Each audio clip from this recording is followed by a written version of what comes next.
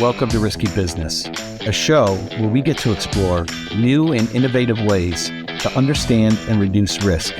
Well, welcome back to Risky Business, or it should probably be tagged now, the Zoe and Scott Show.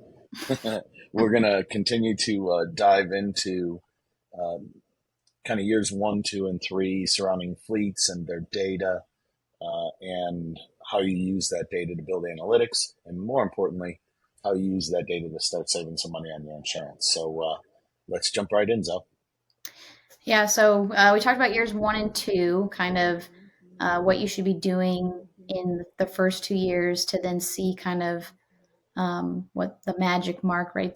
Year 3, what is putting in that work and those efforts going to really get you, and how are you going to see those changes? So, and you can really start to paint a picture with your data, right, and see patterns and that sort of thing. So, Scott, why don't you talk about, you know, the different things you've paid attention to over the last couple of years? You know, driver violations, even fuel usage, vehicle maintenance, insurance rates. How does this all start to kind of change and take shape after, those first 2 years and going into that third year?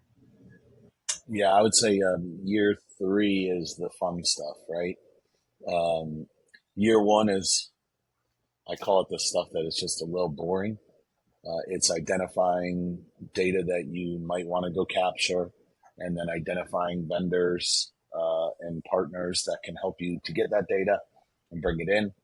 Year 2, you start to see some cool things around um, what are the ongoing trends, and you'll learn things throughout the course of year 2. Year 3 is when it really gets fun. It's because now you've got a volume of data that you've been capturing for the last 2 years. You understand it, you've dissected it, you've potentially changed it or captured more data based on what you saw. And then in year 3, what you should be doing is you should start prepping to say, how towards the end of my third year, maybe 60 days out from the end of the third year, when you go to get your renewal, how are you going to start to leverage the data that you've collected and perfected over the previous 2.5, 2.75 years? And that's when it should be fun if you've been doing the right things, because now you should be able to go in and you should be able to an extent, negotiate with the insurance companies to be like, listen, let me show you what I've done.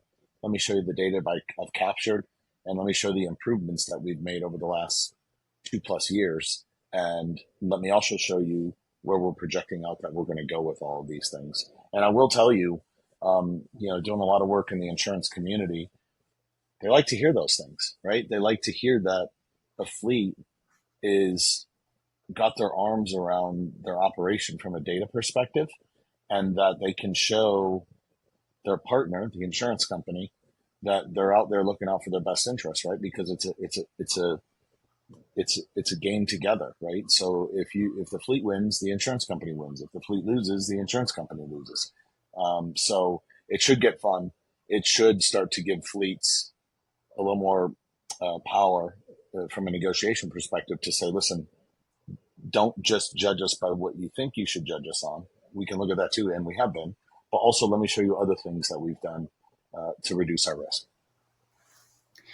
Right. I think that's a good point.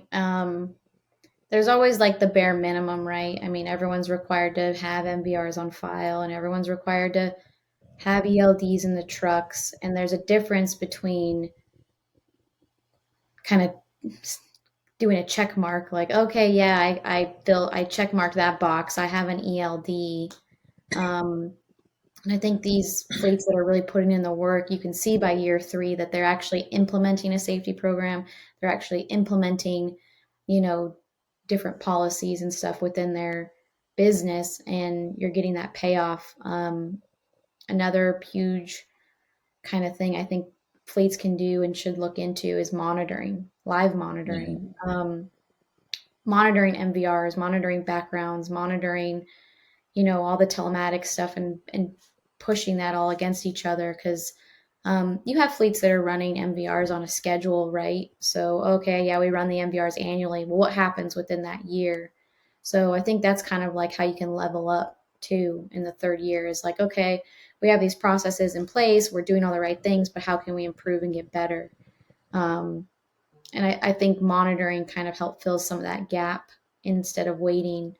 Um, why don't you talk a little bit about how that can help, even more so with some of these data insights and telling that story? Well, yeah, 100%. So, um, there's two ways that I think fleet should monitor, and it's across multiple service types and multiple data points. But in general, one, monitor against whatever the hiring criteria is, right? So traditionally, a an insurer is going to have driver criteria, and your drivers, when you hire them, have got to fall within the line of the carrier's driver criteria or suggested criteria, whatever they call it. So you always want to be monitoring against that. The second component that you should monitor against is the data that you're seeing relevant in your claims. So just because the carrier says driver shouldn't have, this many moving violations, this many accidents, this little of experience, or what have you, right? You have to adhere to that because that's the carrier's requirement. But two, you can start to now monitor on things that maybe the carrier didn't tell you. Maybe they didn't tell you that if a driver has, and I'm making this up, of course, if a driver has two moving violations on their MVR, and they're in 45-mile-an-hour zones and they're going 16 miles an hour or more, and then they have X percentage or X score on their speeding and hard braking, that becomes the highest risk that you should be monitoring and looking for, because that was the relevant points in your losses and your claims and your crashes. So I think it's all that upfront stuff that you have to do anyways, monitoring against that. And then as you're in year three, again, we're in the fun territory now, right? So you ingested and you started to learn a little bit in one, you started to learn a lot more and adapt and change in year two. So now you can start to dig in even further and say, let's add our own layer of risk reduction methodologies and monitoring, based on what we've seen against in the last 2.5 years. So yeah, monitoring's gigantic for those reasons. Right. Yeah. And it's kind of like an added layer to everything else we've been talking about. So, past episodes we've talked about finding yourself a good agent, what that looks like, find someone that knows their stuff.